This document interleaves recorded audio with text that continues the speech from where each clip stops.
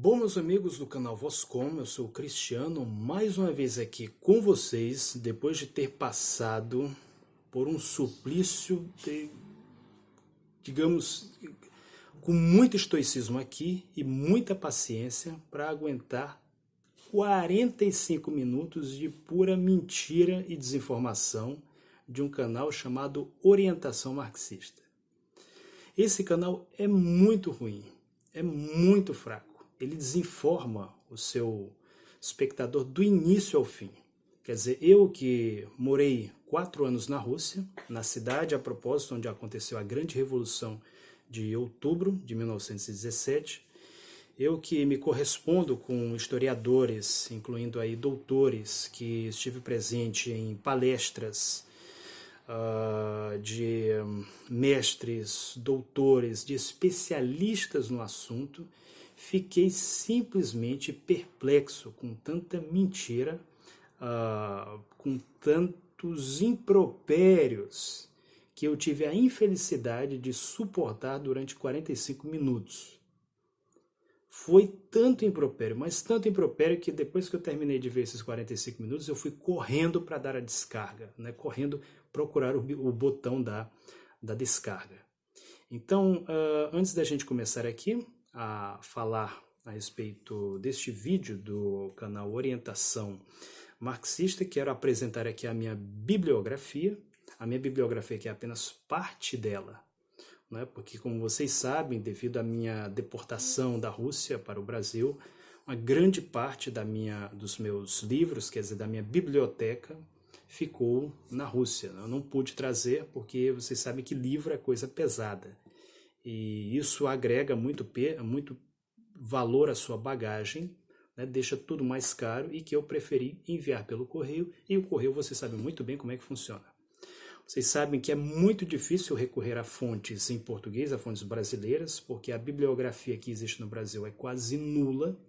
É uma biografia muito fraca, muito barata, que quase sempre ignora posições de historiadores de renome, como, por exemplo, Yuri Zhukov, que é o presidente da Academia de Ciências da Rússia, de Ciências Históricas da Rússia hoje. Nomes como Klim Zhukov, que também é um grande historiador, que é também um popularizador da história, que inclusive compartilha gratuitamente o seu conhecimento.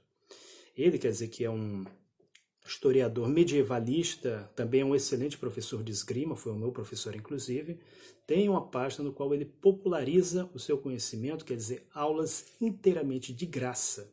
Ele faz o que nós fazemos aqui, que é compartilhar conhecimento e não desinformação. Então, quais foram as minhas fontes? Né? Algumas delas, porque isso aqui não é nem um terço do que eu utilizei na minha consulta. Um desses é o 200 Mifov о Сталине, né, do Arsen Martirosyan. Arsen Martirosyan, que é um oficial da reserva do KGB, que teve acesso aos arquivos, que tem uma ampla pesquisa, que tem essa excelente obra aqui, que é uma obra boa, mas que peca, digamos, pelo seu formato, já que é uma obra muito mais de, digamos, popularização da história do que uma monografia científica em si.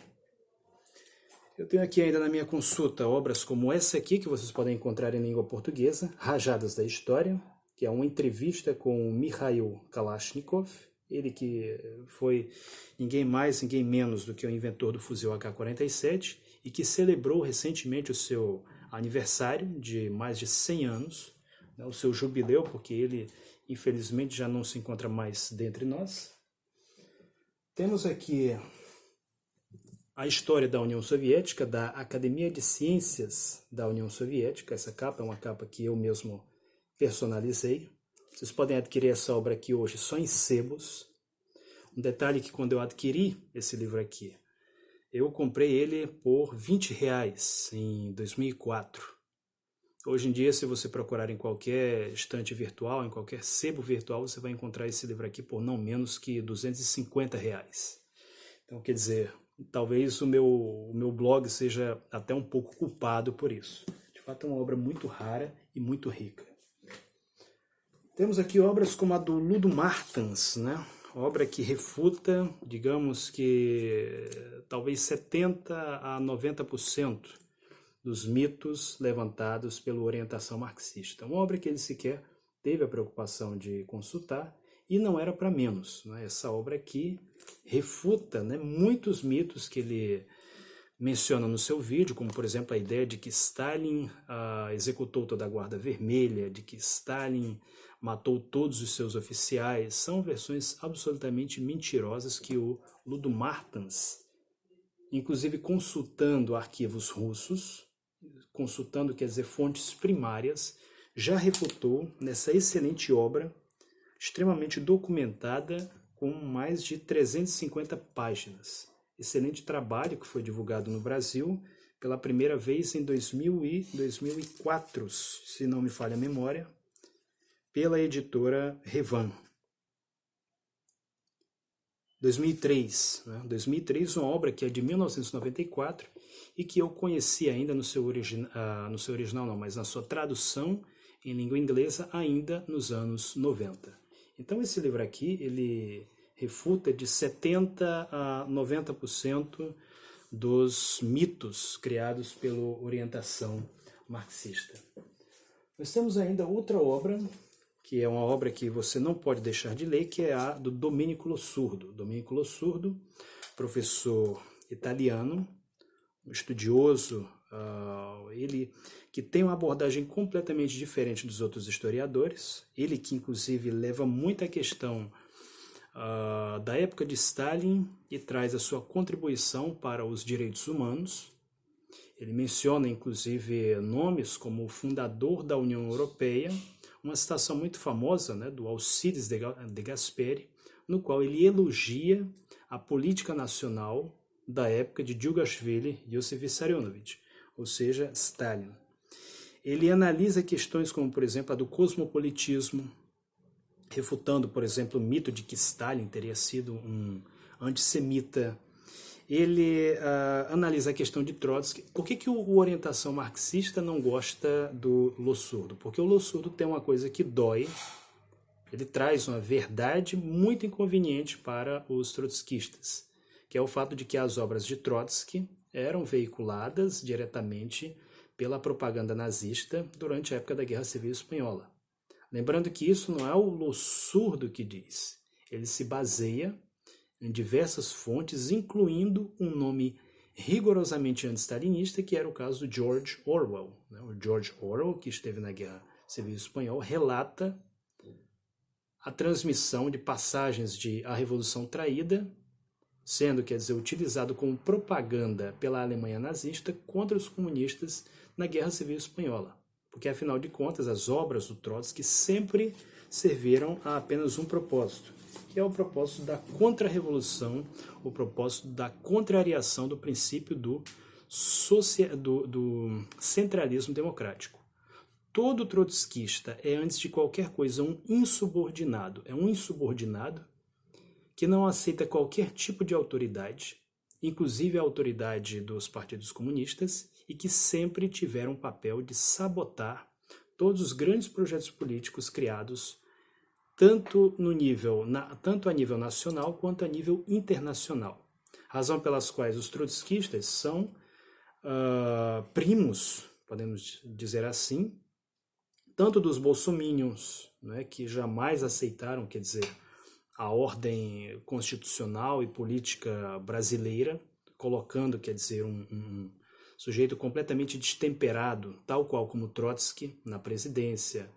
Eles são parentes do chamado Navalnyado, né, que são seguidores russos de Alexei Navalny, são pessoas que desconsideram completamente o establishment, a condição internacional, questões geopolíticas e que sempre se colocam, sempre querem ser, digamos, a esquerda da esquerda, sempre querem ser a extrema esquerda, ser contra tudo e contra todos, inclusive contra eles mesmos, né, já que frequentemente se contradizem e já que frequentemente estão em constante conflito.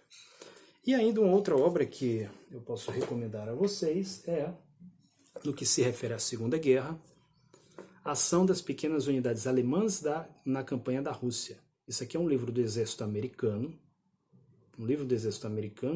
E só para você ter uma ideia de como é fajuta, como é imperfeita, digamos assim, como é incompleta, como é primária essa análise do orientação marxista, até mesmo com livros do exército americano, você refuta facilmente o que ele diz sobre a participação da União Soviética na Segunda Guerra Mundial, onde ele tira citações completamente absurdas, né, como aquela de que não, porque Stalin usava mulheres e crianças como escudos humanos, né? Quer dizer, essa aliás é uma teoria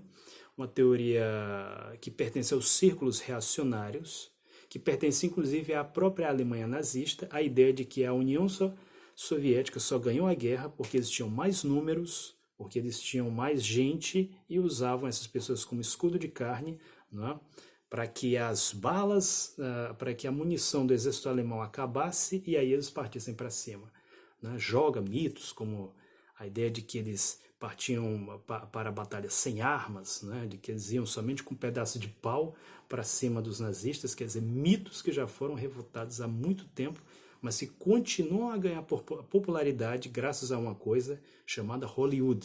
Não apenas a Hollywood, como também há cópias fajutas de filmes hollywoodianos que há, inclusive, na cinematografia russa.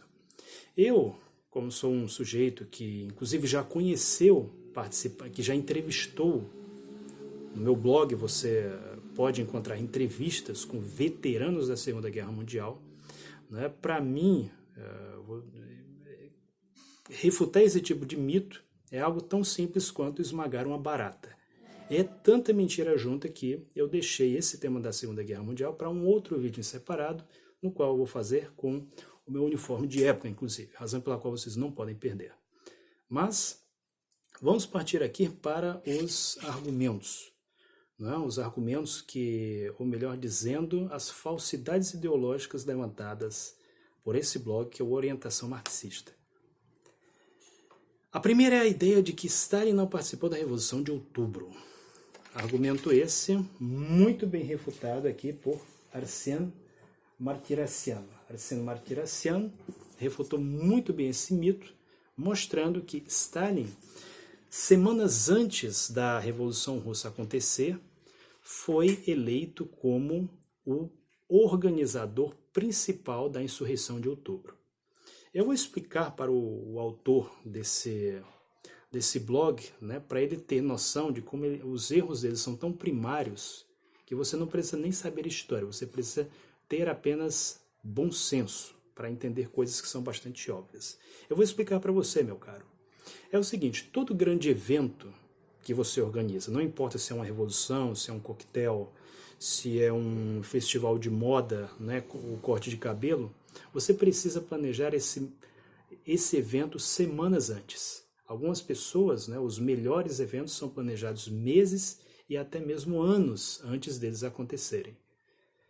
A mesma coisa acontece no que diz respeito a revoluções. Revoluções são planejadas com anos de antecedência. Existe uma preparação teórica, prática, militar, inclusive, uma série de eventos que desencadeiam para que esse grande evento principal se concretize. Stalin talvez não tenha sido procurado pela polícia, né, na mesma época que o autor do vídeo menciona. Só que o próprio nome Stalin é um pseudônimo assim como David, Besoshvili, Nieradze, Smirnadze, Ivanov, Tchizhikov, dentre tantos outros pseudônimos adotados por Stalin. Por que isso acontecia? Porque ele era muito procurado pela polícia. Muito procurado pela polícia e muitas vezes até mesmo para alugar um apartamento, né? Ele passava, quer dizer, um nome falso. O arrendador, por sua vez, cedia aquele apartamento e assim tudo dava certo. Ele foi preso inúmeras vezes, inclusive fugindo da prisão na Sibéria.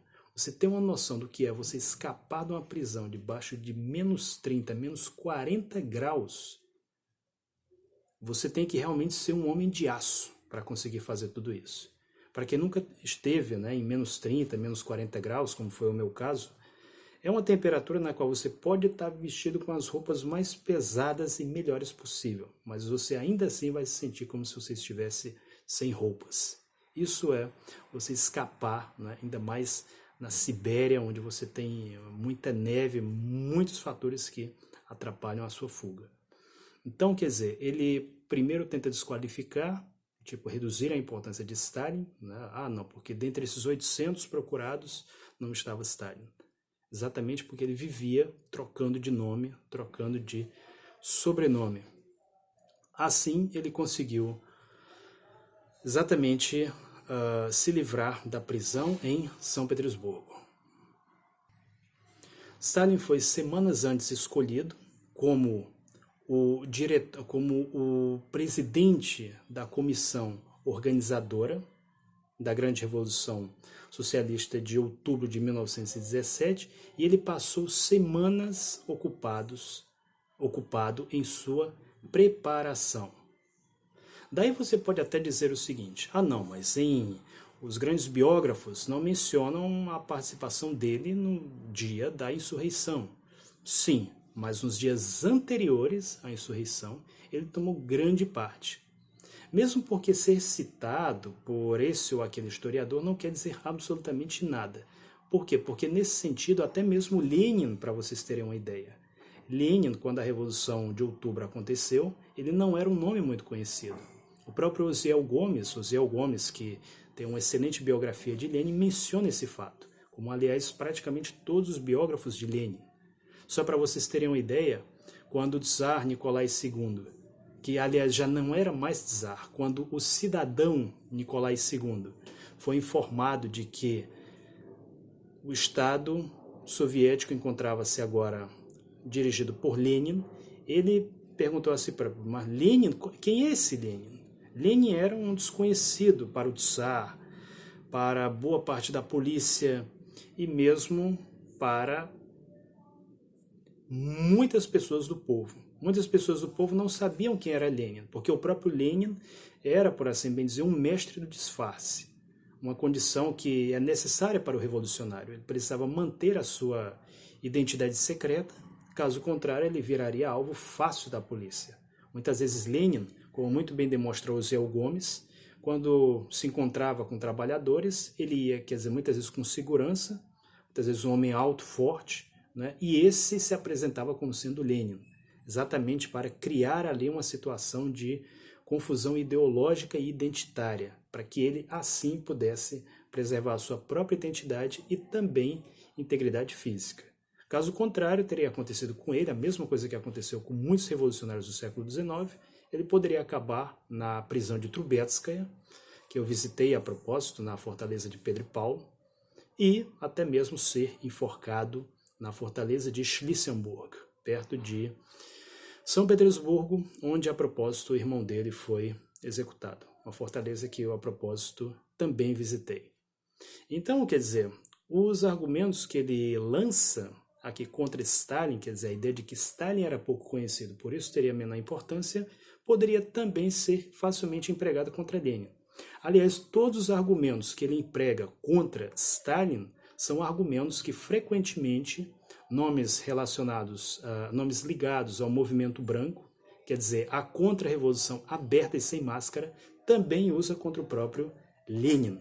Quer dizer, eu que conheço e que inclusive me correspondo com pessoas que são monarquistas, posso garantir a vocês que quase todos os argumentos, se não todos eles, levantados pelo blogueiro do Orientação Marxista, são argumentos também levantados pelos representantes do movimento branco. A diferença é que esses representantes, pelo menos eles são honestos. Eles dizem: o comunismo foi cruel e assassino, e nós não temos vergonha de nos dizermos anticomunistas. Enquanto que o Orientação Marxista faz o quê? Ele lança os mesmos argumentos e aí se apresenta como sendo a esquerda verdadeira. É uma grande contradição aqui. Ainda com relação a essa questão de popularidade, só para vocês terem uma ideia, os bolcheviques, quando eles chegaram ao poder, eles não eram um grupo conhecido no país. É tanto que nas eleições eles não arrecadaram sequer um terço dos votos referentes ao projeto original de democracia soviética. eles acabaram tendo que desferir um golpe de Estado para se manter no poder. Isso é um fato histórico. Logo, essa ideia de que popularidade legitimaria a participação desse ou daquele líder, ou mesmo de um movimento inteiro, é um argumento muito fraco.